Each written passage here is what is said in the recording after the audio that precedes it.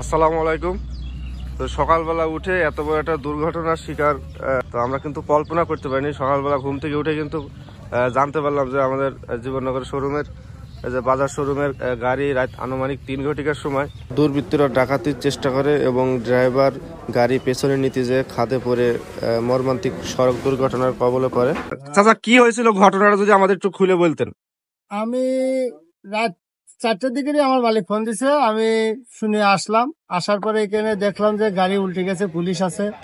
তো আমি চারিপাশে ঘোরার পরে দেখার পরে শুনছি যে এই জায়গা থেকে ডাকাতে ধরছিল। তা ডাকাতে ধরার পরে গাড়িটা পিছিয়ে নিয়ে আসছিল। পিছিয়ে নেওয়ার পরে ডাকাতের লোকজন আসার পরে হেল্পার লাভার পরে হেল্পারের গায়ে কোপ মারতে মারতে এখানে একটা টাইলস ফ্যাক্টরি আছে, টাইলস ফ্যাক্টরির কাছে নিয়ে যায়। নিয়ে যে ওই জায়গায় পড়ে যাওয়ার পরে ডাকাতরা পিছিয়ে চলে আসে। তারপরে ডাকাতের মতন চলে যায়, গাড়িটা এই জায়গায় পড়ে আছে।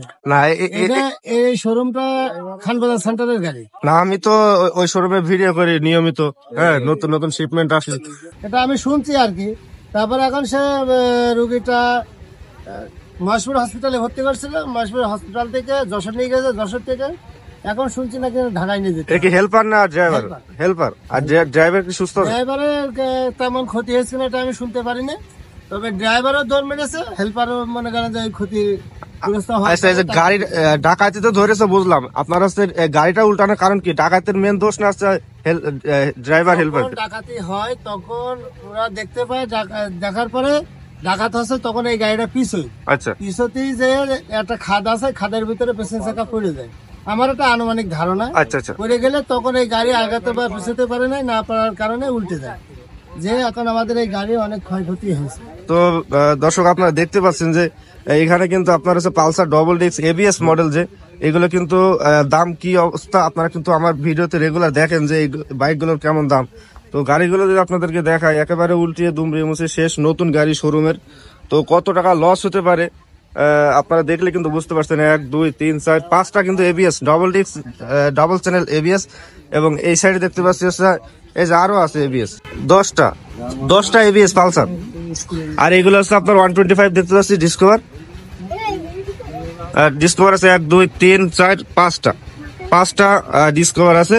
এবং হচ্ছে 10টা আছে আপনার Pulsar double disc double channel ABS. তো দেখতে পাচ্ছেন এখানে আপনারা কত টাকার ক্ষয়ক্ষতি হতে পারে। হ্যাঁ, আপনারা কি এই জায়গার স্থানীয়? এই রোডের জন্য আমরা চাই সবসময় নিরাপত্তা, যাতে সরকার কাছ থেকে সবসময় প্রশাসন দেয়, সিকিউরিটি দেয়। তাহলে এই রোডে আমাদের জন্য একটু উপকার আমরা তো দিচ্ছে থাকি। এই সন্ধ্যা না হতে সন্ধ্যার দিকে ভোর পর্যন্ত আপনার ডাকাতি হয়, প্রায় সপ্তাহে 2 দিন হয়, সপ্তাহে। আমরা কিন্তু প্রায় শুনি যে কালীগঞ্জ রোডে আপনার হচ্ছে খালিশপুরের মাঠ বলে, এটা এই জায়গাটার নাম যদি একটু ক্লিয়ার করে বলতেন।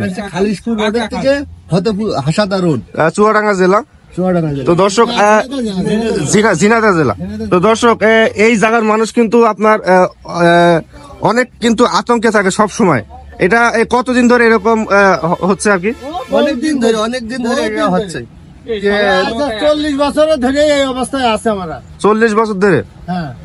তো দেখতে পাচ্ছেন স্থানীয় মানুষদের মতামত কিন্তু আমরা জানতে পারলাম যে অনেক দিন ধরে কিন্তু এই রাস্তায় কিন্তু অনেক ডাকাতি পড়ে এবং অনেক মানুষ কিন্তু অনেক ক্ষতিগ্রস্ত হয়। তো দেখতে পাচ্ছেন এখানে আমাদের জীবননগর বাজার শোরুমের গাড়িগুলোর কি একটা অবস্থা রাত 3টার দিকে।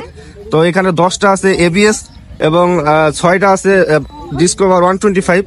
তো লক্ষ লক্ষ টাকা কিন্তু ক্ষতি হয়ে গেছে। এবং ট্রাকটা যদি আপনাদেরকে দেখাই, ট্রাকের কিন্তু সামনের অবস্থা কিন্তু বেশি ভালো না। তো ভিতরটা যদি আপনাদেরকে দেখাই, সামনে কাজ ভেঙে একেবারে কিন্তু ভিতরে মর্মান্তিক অবস্থা। ড্রাইভারের অবস্থা কিন্তু আশঙ্কাজনক, আপনারা দেখতে পাচ্ছেন।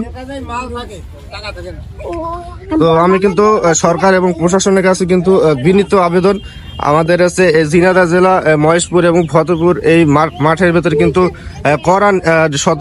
কড়া নিরাপত্তা দেওয়ার আহ্বান করছি। তো এই হচ্ছে দেখতে পাচ্ছেন কি অবস্থা। তো সবাই ভিডিওটা বেশি বেশি শেয়ার করে দিবেন। আশা করি এই ভিডিওটা আপনারা উপর মহল পর্যন্ত নিয়ে যাবেন। সবাই ভালো থাকবেন, সুস্থ থাকবেন এবং নিরাপদে থাকবেন। আল্লাহ হাফেজ।